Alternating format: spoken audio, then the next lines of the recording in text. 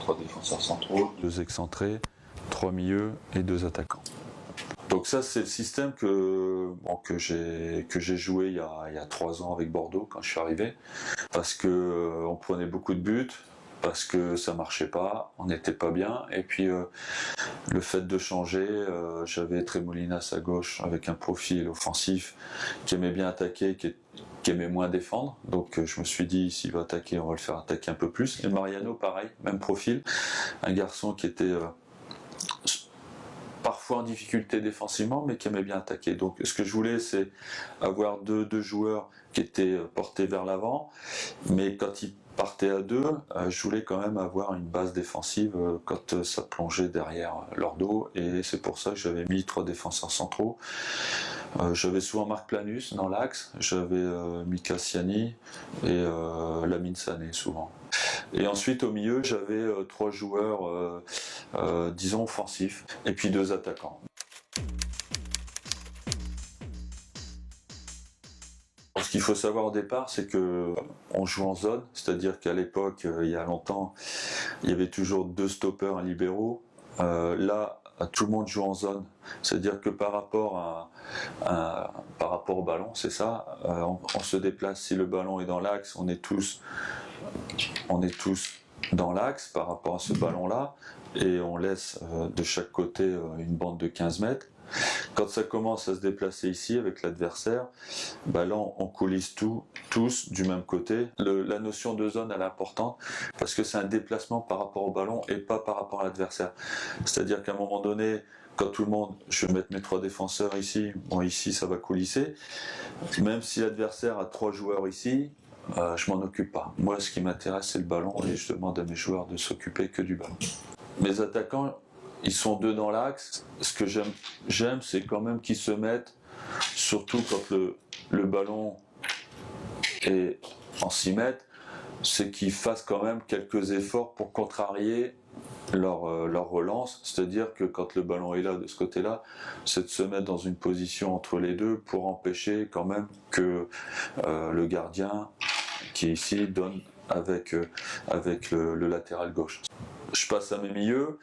Quand le ballon est là, interdiction pour mes milieux d'aller sur le latéral adverse. C'est-à-dire que c'est pas à eux à y aller. J'ai expérimenté ça, mais je me suis aperçu que quand mon milieu droit allait par exemple sur le latéral gauche, il y avait beaucoup d'espace et ça me convenait pas. Donc les milieux, ils ont beaucoup de travail. Je trouve qu'aujourd'hui, il y a beaucoup d'équipes qui jouent avec 3 milieux. Donc je demandais à mes milieux, quand il y avait 2 défensifs et un numéro 10, de s'occuper de chacun son adversaire. Et quand ils étaient comme ça, je demandais même à mon numéro 6 ici d'aller chercher ici. C'est-à-dire les 3 milieux s'occupent des 3 milieux adverses. Ensuite, ce qui est plus compliqué, c'est par rapport à un latéral qui monte. Voilà comment je faisais, c'est-à-dire que si jamais il y avait un attaquant ici qui joue en 4-3-3, le problème qu'au départ, quand le latéral ici, il n'est pas attaqué puisque lui s'occupe de là, il va pas là, c'est qu'à un moment donné, quand il va passer la ligne, il va y avoir un transfert de l'excentré qui va aller chercher, mais tout en s'occupant du défenseur central côté droit pour qu'il aille sur le côté. Comme celui-là, il est plus avancé, c'est lui qui décide d'aller et lui s'adapte par rapport au déplacement de celui-là. C'est-à-dire qu'à un moment donné, ça va coulisser ici. Le défenseur central côté droit, il va venir ici côté ligne. Ici, on va coulisser. Même s'il y a un attaquant ici, on s'en occupe pas, on coulisse pour faire une douzaine de mètres ici d'intervalle. L'axe côté gauche, il vient dans cette position et l'excentré, il vient couper ici pour avoir toujours 4 défenseurs. Mais la règle quand même, c'est d'avoir après, quand le ballon commence à aller vers notre camp, c'est d'avoir les 3 milieux qui soient pas très loin de nos défenseurs, évidemment les attaquants qui reviennent dans cette configuration comme ça. C'est-à-dire qu'après, évidemment, tout se resserre. Plus c'est serré entre les défenseurs et les milieux, moins c'est facile pour l'attaquant de décrocher. Et s'il décroche avec le ballon, il a déjà quelqu'un au cul. Et en plus, il a un adversaire qui peut venir le prendre en tenaille.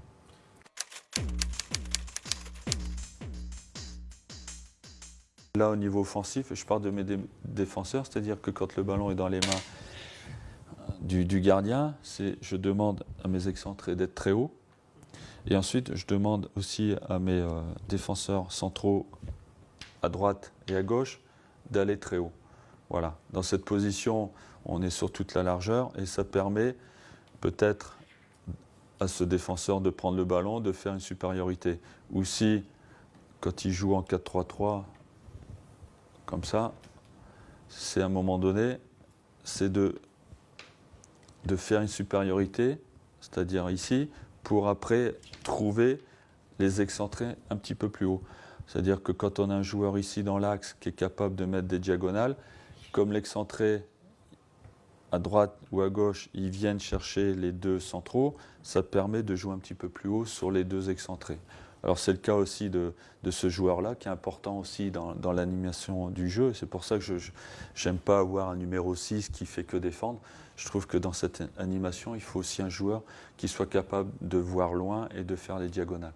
Et souvent, c'est un garçon qui est libre, donc qui va se mettre entre les lignes, qui va recevoir beaucoup de ballons. Et après, évidemment, dans l'animation du jeu, plus il va être perspicace dans ce qu'il va voir, dans ce qu'il va faire, et plus on a des chances de bien attaquer. Après, eux, ils peuvent plonger en profondeur.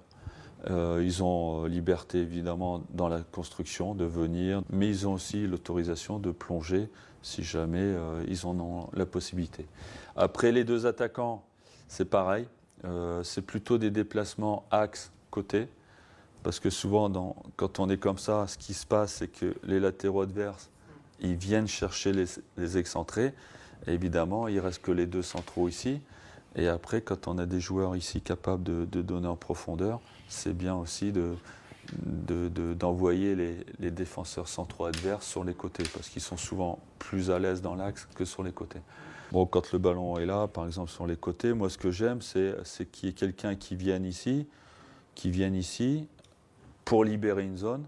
Si le défenseur vient ici, il libère cette zone pour un attaquant qui vient là, et après, c'est toujours par doublette.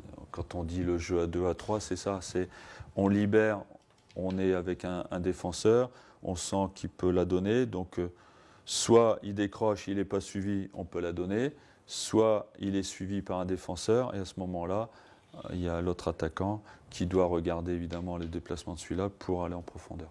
Voilà, après, c'est pareil pour les décrochages. Ça peut être lui qui va décrocher, qui va le suivre.